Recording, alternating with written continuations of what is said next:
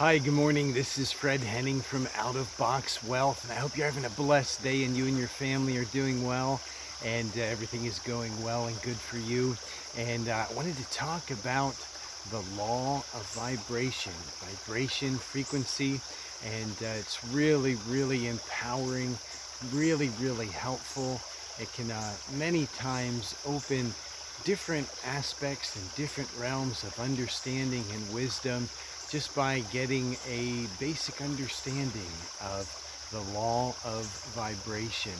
And when you go and you are introduced to just about every type of ancient teaching, you come across the law of vibration.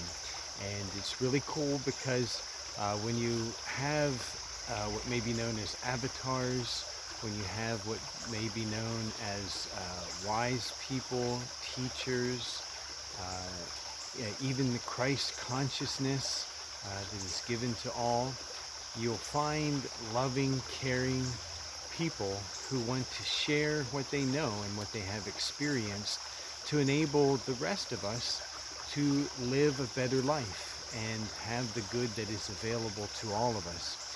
And one of the most important concepts and understandings is the law of vibration. And when we say law, again, we're not trying to, attach to any type of judicial system or any type of, especially not to any type of control system. But what we're talking about is things that always work. And when things work all the time, you can count on them. And it becomes a science that you can use and you can develop. And when you understand the law of vibration and you understand the science and you understand that it's active in everything. And so what is the law of vibration? The law is of vibration is the understanding that nothing is really truly solid. Everything is light, everything is energy that's vibrating at a different rate. And again, you don't have to take the word of an ancient teacher or think that this is religious just because ancient religious people have shared it in the past. And I'm sorry for all of the division that is between traditional practices, religions, different denominations, different understandings that really just cause more trouble than they do good. And of course, there's all different types of reasons, and we have no right to judge anyone. Looking back over history, I believe most people did the best that they could, and I surely don't have any experience in governing a nation and governing people, so I don't know what works the best. But what happens is that over time, people have issues and they have problems. And when I say people, we could say nations. And so what they do is they try to lay down their law.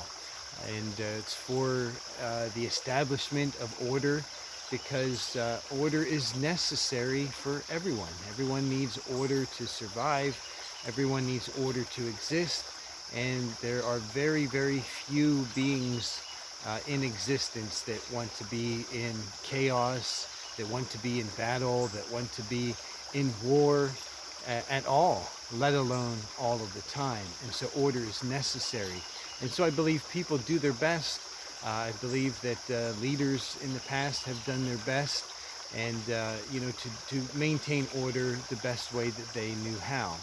And but in the same token, we do recognize that some of the things that were done in the past by world leaders when they took control of religions and fashioned them to use that energy for their own purpose, whether it be raising an army or just any type of political agenda.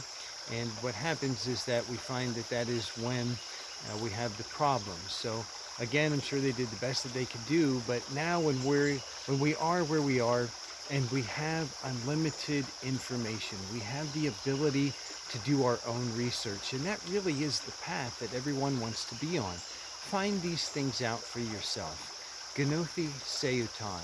know yourself, know who you are. And when you know yourself, you know and you understand that you are a spirit, you're a spirit being, you have a soul, and you live in a body. And that's what we are experiencing right now in this manifested world. But nothing that we are deeming or terming solid is truly solid, because everything is vibrating, everything is moving, everything is in a state of motion. Whether it be the rocks around me, they're still moving, they're still in a state of motion, or the air, which is a different, state of motion.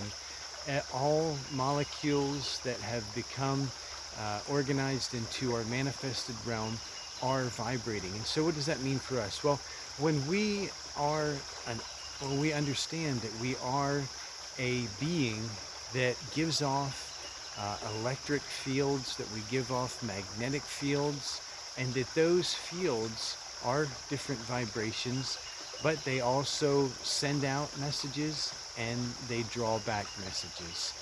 A really, really wonderful thing to get an understanding of for yourself is convergent and divergent focus. Convergent, the things that are coming in to a central point, things that we are drawing into us, the energy that we are bringing into us, and divergent, things that are being dispersed from us to, away from us, going out, just like the ripples in the water. There's an influx of motion, there's an influx of energy, and it creates a wave that goes out. And so it's also related to quantum physics, convergent and divergent focus, the difference between, the wave energy and the particle, the difference between manifestation and potential. And when we understand those things and we come into an understanding of how we fit into all of these laws, we can start to have empowerment. Because when we recognize that the way that we affect the world around us is through our energetic body, and that our energetic body is emotional, our emotional body is electric, bioelectric, and magnetic, and that we have the ability to send out information in the form of emotion, in the form of feeling. One of the most powerful things to have a working understanding of is the feeling is the prayer. And with frequency and with vibration, people find out about the law of attraction, and then maybe write down an affirmation, write down a visualization, and say it, repeat it, try to imagine it, and then look around wondering where it is. And sometimes it doesn't show up because that visualization and the affirmation and the words that were said didn't match the feeling inside, because the feeling is telling you, well, you can't have that, or that stuff never works for you, or that stuff doesn't work anyway, that's just a bunch of mumbo jumbo or imaginary craziness, or all these different voices, which again are vibrations, which are frequency, which are energy, that are blocking the ability for you to receive and manifest what it is that you desire. So when we see this, we can recognize that there are places in our own mind, that there are places in our own belief. And what is a belief? A belief is a thought that you keep on thinking. And some of our beliefs aren't true. Some of them aren't correct. And even some of the beliefs that we learn from others, others that were speaking it in truth, we misunderstood, and we have a misunderstanding in our beliefs. And that's why there's many different teachings. That's why there's many different methods of instruction out there for us, because we're all different. And there's sometimes there's there's a misunderstanding in communication. There may be a word that we say that is misunderstood, or there could even be a look, there could even be a body language that we are sending off to those around us, and we don't realize it, and it creates a misunderstanding. So that's why all the different teachings, all the different methods that are out there exist, because everyone is different. And when you go back, through the ancient teachings, and especially when you can go back before a time when religion was used for political reasons, when you can get back beyond that date, and you can start to look and you can start to see that basically everyone is saying the same thing. They just may be using different analogies or different parables to explain the same thing. When you go back, you can find teachings that coincide with the different brain states, with the different brain levels, the different brain frequencies, the brain frequencies which are beta, which are beta, alpha, theta, and delta. And a lot of different traditions teach them as elements of water, of air, of fire, and earth. And but what they're actually representing is the different brain states of alpha, beta, theta, and delta. And when we find that there are different vibrations that we send out via a frequency in those different brain states, we can start to build an understanding, and we can start to build a practice of choosing the brain states that are most efficient and that are most beneficial for us. Thus, the feeling becomes the prayer. And so we find that in a mechanistic world, that we find that in a world that is created to serve one purpose, and an analogy is, the kingdom of Babylon. And again, just as an analogy, not as a literal, understanding. But when you think of, the kingdom of Babylon, there was only one Nebuchadnezzar. And it's kind of like in the Lord of the Rings, when Gandalf, said, listen, we know that this bad guy does not share power. And that was the illusion that the other wizard was under. That I get these names mixed up. Sometimes there was Saruman and Sauron. I think, whichever one they were. The wizard believed that the evil force was going to share power, and that's why he should join forces with this evil power, and just work with it. And then, because then the evil power would bring order out of the chaos, and set up his right-hand man to rule with him. But Gandalf was wise enough to say, nah, he does not share power. And that's true. That's the way the negative side of just evil influence works. There's only one head, and that's the Babylonian system. There's the head of Babylon, the Nebuchadnezzar, and then everybody else is underneath Nebuchadnezzar, and they are serving Nebuchadnezzar's purpose. And so that's what you find repeating itself in history. You see that repeating itself throughout life, and you see it repeating itself now.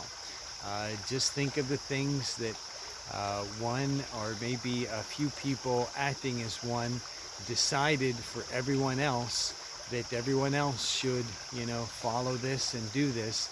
And you can just pick whatever subject is easiest for you to visualize, but that one, or that collective one that made decisions for everybody, you can see how they have become harmful, and they were not in the best interest of everyone.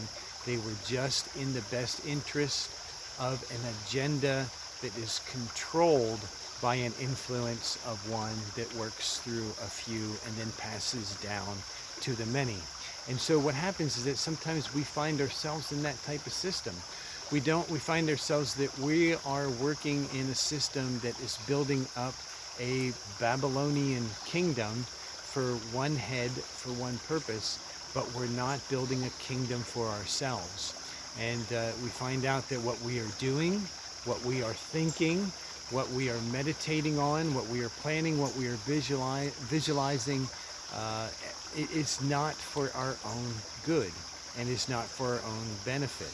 And we end up with the understanding, like Neo did in the movie The Matrix, that, hey, something isn't right here, something isn't working. I can feel that I'm being used for a purpose that I'm not necessarily choosing. And then thus begins the path, and thus begins the understanding. And then next thing you know, you're like Neo, and you're in the training program, and Morpheus says, you think that's air that you're breathing? And he also said, you think that the laws that you understand them work the same way? You think that you're limited to the laws of the Matrix? And that's when he said, you think that's air you're breathing? And so the understanding is to expand your understanding. The wisdom is to expand your wisdom. And the understanding of convergent and divergent focus is that we are a thought, and we are a thought that keeps on thinking. But when you think of your thought as just a spot, just a dot, and that you're limited to just that dot, and everything else that is surrounding you, if it's beyond that dot, or beyond that idea, or beyond that understanding of yourself, if it's beyond you, you're not recognizing it. You're not aware of it because you are just in this little dot. You're not aware that it's there, but it is there. It's there. When I look down at Mother Earth here, I'm not necessarily aware of Jupiter. But Jupiter is there. And that's the understanding. And so that's the understanding of taking an inventory, taking an assessment of our energy. See where it's going. See if it's going to a system that is keeping our focus, that tiny little dot, where we're not aware of anything else that is around us. And if that is what we're experiencing, then it's time to detach, disconnect our energy from that narrow focus that is only fulfilling somebody else's vision, somebody else's dream, somebody else's kingdom, somebody else's mindset, somebody else's vision. We disconnect from that. And also what we want to do is we want to delete, to remove, to make ourselves clean and clear of all of the effects that we had in our being from that misconception, from that misunderstanding, from that toxic and even abusive influence that took us off of our own personal path to achieve our own authentic self and our own best good, and remove all of the influence, remove all of the feeling. And what you'll find is that usually what you're removing is fear and all of fear's relatives.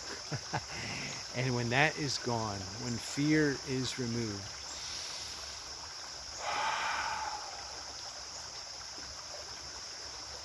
when you are clean and clear of fear, that's when you start to recognize pure vibration, pure frequency. Your brain changes from the state of fight and flight, fight or flight, from a stressful lower chakra existence, from a influence that is only coming from the lower chakras, up to the higher chakras, where we are energetic beings sending forth energetic commands, energetic influence,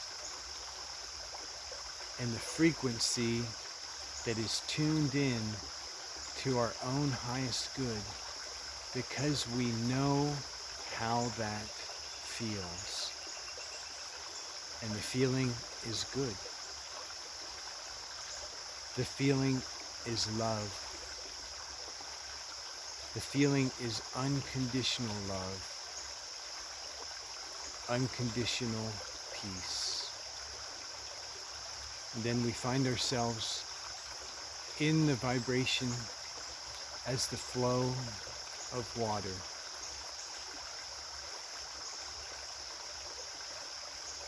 The peaceful flow, the peaceful sound. Water just simply is.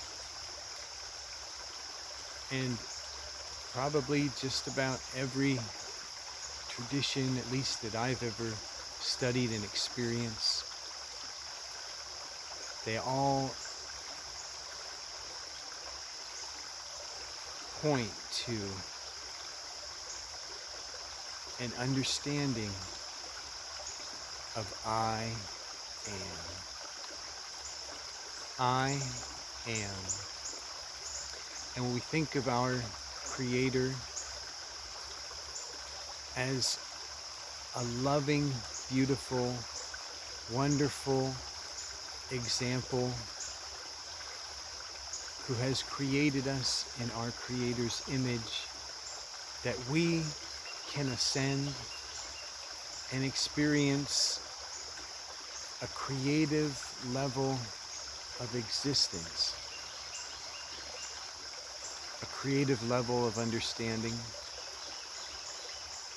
a creative level of wisdom.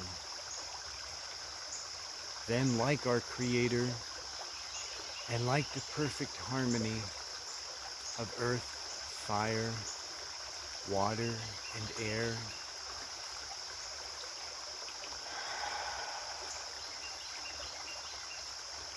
being able to go through and travel through beta, alpha, theta, and delta,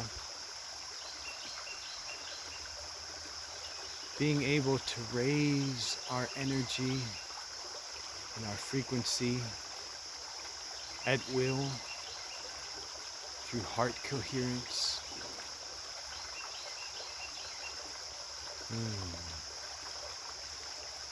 And the law of frequency is a practice that we can master and that we can link together with the law of creation and the law of attraction and be the architect of our own authentic self, our own highest good, for our own peaceful, loving desire to feel loving peace, to radiate loving peace, to share loving peace in abundance in all of our consciousness, in our waking hours and in our sleep, and in everything that we comprehend and experience in this experience as a spirit with a soul in a body.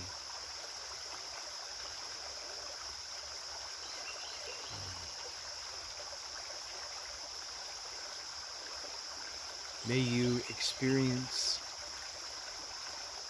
the loving freedom, the liberty, and the peace of walking your own path in gentle joy and loving kindness in all that you experience and all that you influence to those around you. Love and peace, blessing, understanding to you and your family.